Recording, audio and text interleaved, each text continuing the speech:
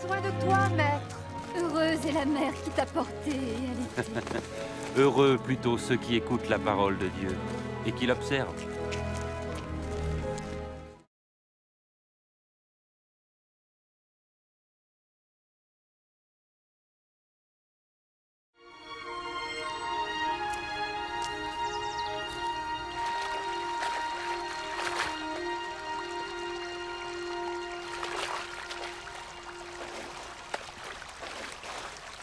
Apprends-nous à prier, comme Jean l'a appris à ses disciples.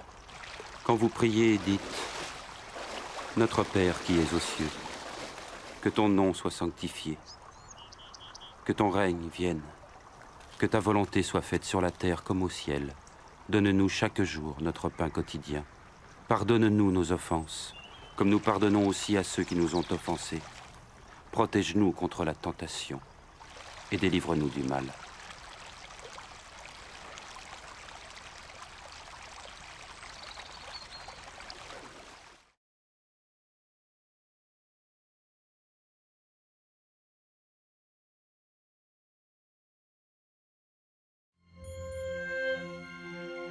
Dans les Saintes Écritures, Dieu déclare que le Messie viendrait pour être le sauveur du monde. La vie de Jésus prouve qu'il est bien celui dont les prophètes avaient parlé. Ésaïe a prophétisé que la Vierge deviendrait enceinte et qu'elle enfanterait un fils. Des siècles plus tard, la naissance de Jésus accomplissait cette prophétie.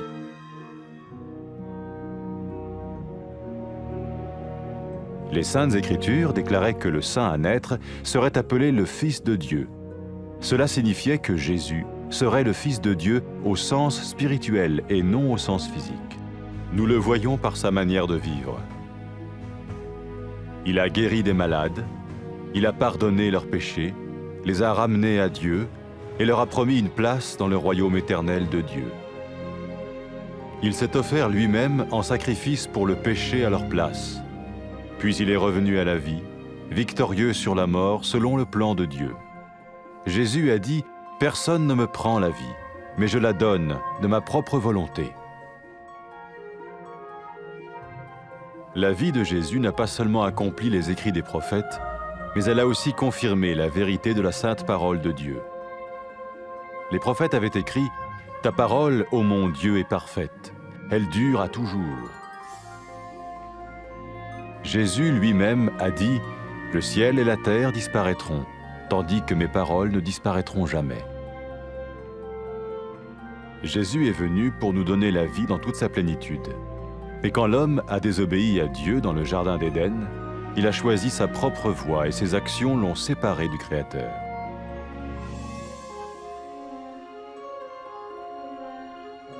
Les Saintes Écritures déclarent que tous ont péché et que le salaire que paye le péché, c'est la mort.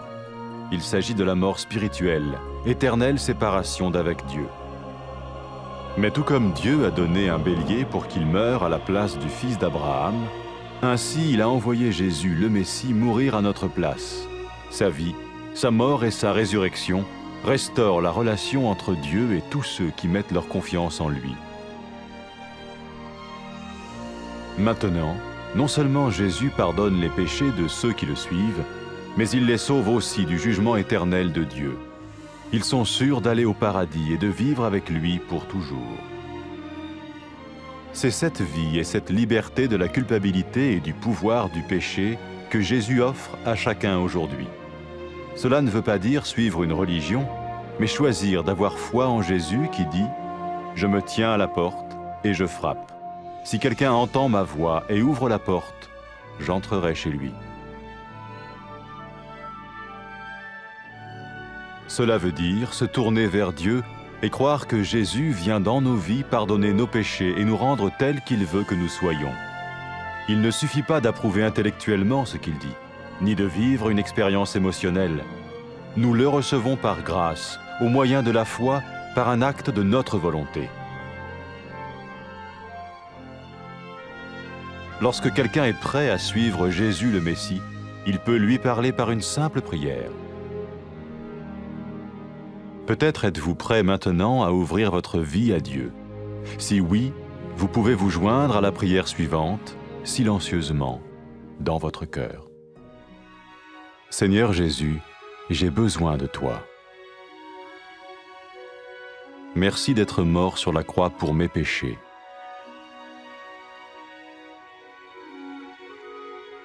Je confesse mes péchés et je m'en repens.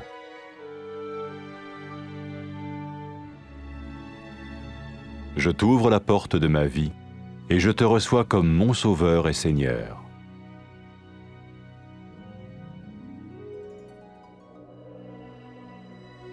Merci de me pardonner mes péchés et de me donner la vie éternelle.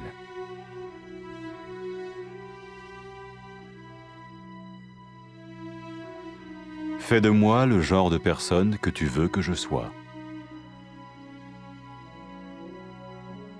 Maintenant que je deviens l'un de ceux qui te suivent. Amen.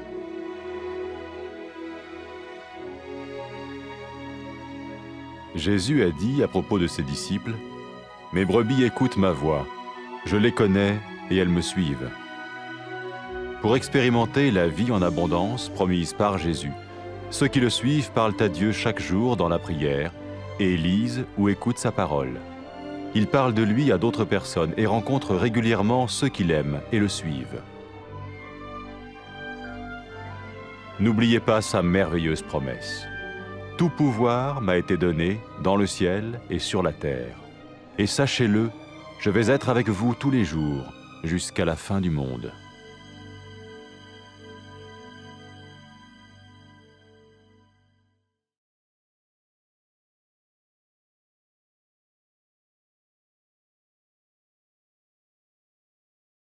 Dinga manje Nkosi. Sibusisiwe sisesakuthwalayo namabele akuncelisayo.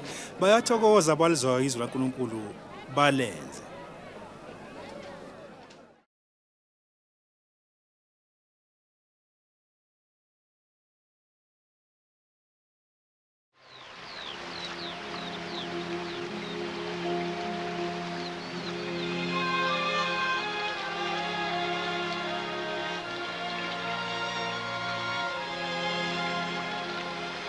Sifundisa ukukhuleka njengoba uJohane wabafundisa abafundi bakhe. Uma nikhuleka nibukuthi, Baba wethu osezulwini, walingcolise igama lakho.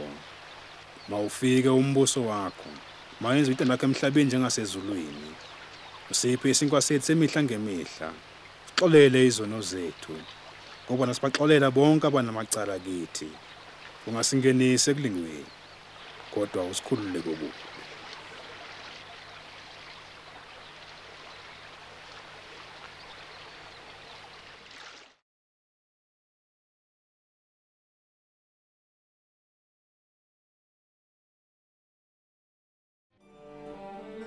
Emandulo abaprofeti babhala embhalweni ukuthi uNkulunkulu wayezothumela uMesiya ukuzosindisa izoni zibuyisane noNkulunkulu. Impilo kaJesu iyakhombisa ukuthi impela ungulomsindisi. Umprofeti uIsaya abhala wathi, intombi nto izokhulelwa izala indodana. Kwenzeka. uNkulunkulu ngamandla akhe wenza ukuthi uMaria eseyintombi nto akhulelwe azale uJesu. Njengalokhu kulotshiwe embhalweni, isimangaliso sokuzalwa kwakhe kwakuluphawu lukaNkulunkulu ukuthi lo mntwana wayenguMesiya, lowo uNkulunkulu ambiza ngokuthi indodana yami. Uma abantu bebona uJesu babona ubunjalo namandla kaNkulunkulu. Wayephilisa abagulayo, wathethelela izono zabo, wabuye wathembisa nendawo embusweni wakhe ongunaphakade. uJesu wanikela ngempilo yakhe yaba ngumhlatshelo, wathwala isijeziso sabo bonke abantu. Wabuye wavuka futhi waphila, ekhombisa ukuthi amandla akhe makhulu kunawokufa. uJesu uMesiya wathi, nginamandla okudela ukuphila kwami, ngibuye ngikuthathe futhi. Impilo kaJesu igcwalisekisa imibhalo yabaprofeti, iqinisekisa ukuthi izwi likaNkulunkulu ligcwele, liphelele, limi kuze kube phakade. uJesu uyizwi likaNkulunkulu. uNkulunkulu uzambula ngoJesu kubantu bakulelizwe. uJesu uze ukuba asinike ukuphila kuchichime, sibe njengoba sasinjalo ngesikhathi uNkulunkulu edala abantu bokuqala. Kodwa bona bamethembanga uNkulunkulu bedelela imiyalo yakhe.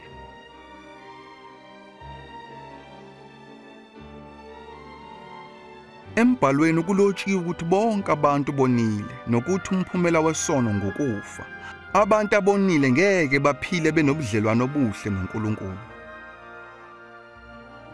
Kodwa njengalokhu uNkulunkulu amhlinzeka ngenqama uAbraham esikhundleni sendodana yakhe, ngokunjalo noNkulunkulu wathumela uJesu ukuze afe esikhundleni sesizukulwane sika-Adamu. Lokho wakwenzela ukuthi laba abakholwayo futhi babeke ithemba labo kuJesu bakwazi ukungena ebukhoneni bukaNkulunkulu. Ngakho-ke labo abalandela uJesu bazophunyula esijezisweni, bahlale noNkulunkulu kuze kube phakade.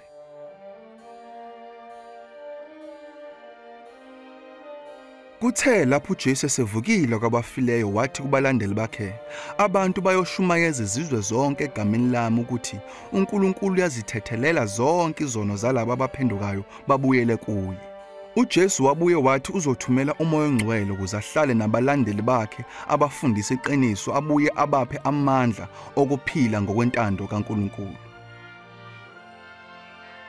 Lapho owesifazane owonakeleyo ephenduke landela uJesu eba yinkosi yakhe, uJesu wathi kuye, izono zakho sezithethelelwe, ukukholwa kwakho kukusindisile. Njengalo wesifazane owayonakele, noma ngubani angasindiswa ngomusa kaNkulunkulu uma nje ekholwa kuJesu. uJesu uMesiya umema abantu babamlandele. Laba abazinqumela ukuba ngabalandeli bakhe bangaqala ubudlelwane babo naye ngokusho lamazwi ukukhombisa phela ukukholwa kwabo. Nkulunkulu Baba, wena ulungile. Ngiyabonga ukuthi uyangithanda. Ngiyadabuka ukuthi ngiyidelelile imiyalo yakho ngona kuwe. Ngiyabonga ukuthi wasithumelela uJesu ukuzosifela esiphambanweni nokuthi wavuka kwabafileyo. Ngiyabonga ukuthi wathwala isijeziso ngezono ezenziwa yimina. Ngifuna ukwenza intando yakho futhi ngiyamamukela uJesu abe ngumsindisi nenkosi yami. Ngiyabonga ukuthi usungithethelela izono zami, wangivulela indlela yokuza kuwe ukuze ngihlale nawe ngonaphakade embusweni wakho. Ngiyacela ukuba ungiphe uMoya oNgcwele ahlale nami ukuze angifundise intando yakho. Sengathi angangipha amandla okukuthanda ngenhliziyo yami yonke, ngiphile impilo ekuthokozisayo. Sengathi abantu bangakudumisa ezindaweni zonke kulomhlaba. Amen. uJesu wathi ngabalandeli bakhe, izimvu zami ziyalizwa izwi lami, ngiyazazi zona ziyangilandela. Abalandeli bakaJesu bahlangana ndawonye, bakhuluma ngaye insuku zonke. Bafunda amazwi akhe emibhalweni, bafuna ukuhamba ezinyathelweni zakhe futhi batshele abanye ngaye. uJesu uyabahola baqinise ngamandla kaMoya kaNkulunkulu ohlala ezinhlizweni zabo. Enhlizweni yabo bahlala bekulondile lokhu uJesu akusho kubo ngaphambi kokuba enyuke ngefu eyesihlalweni sakhe sobukhosi ezulwini. uNkulunkulu unginike onke amagunya ezulwini nasemhlabeni. Qinisekani ngalokhu, mina nginani njalo kuze kube sekupheleni komhlaba.